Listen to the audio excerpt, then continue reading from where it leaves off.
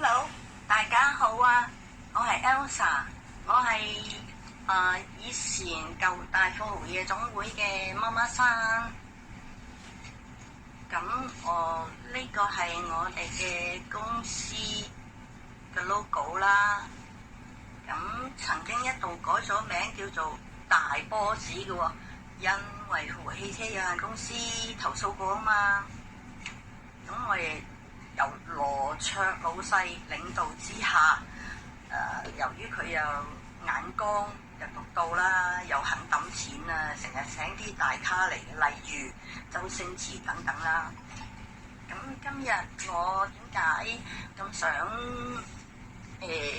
分享一啲故事，關於我工作上或者係啲夜總會嘅事情俾你分享呢？因為第一我係華記嘅鐵粉先啦，第二咁我覺得有好多故事想同人分享。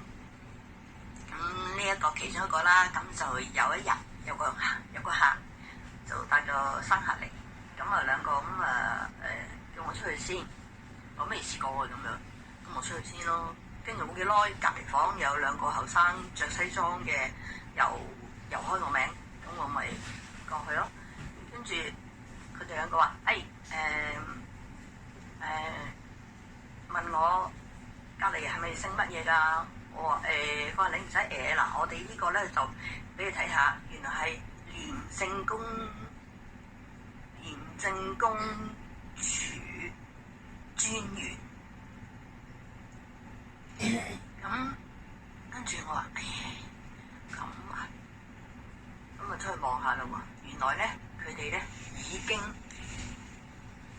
攞咗個雞皮大嘅紙袋喺個手度，咁唔使講嘢啦，咁跟住即刻帶兩個客翻去協助調查咯喎。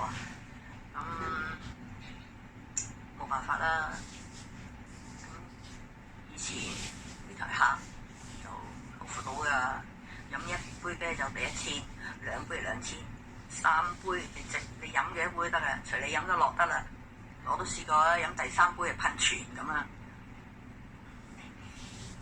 都即係開心多嘅其實，因為嗰啲客係比較高質素啲嘅。好啦，今日已經差唔多時間啦，希望第日有緣有機會再同你拍片啦。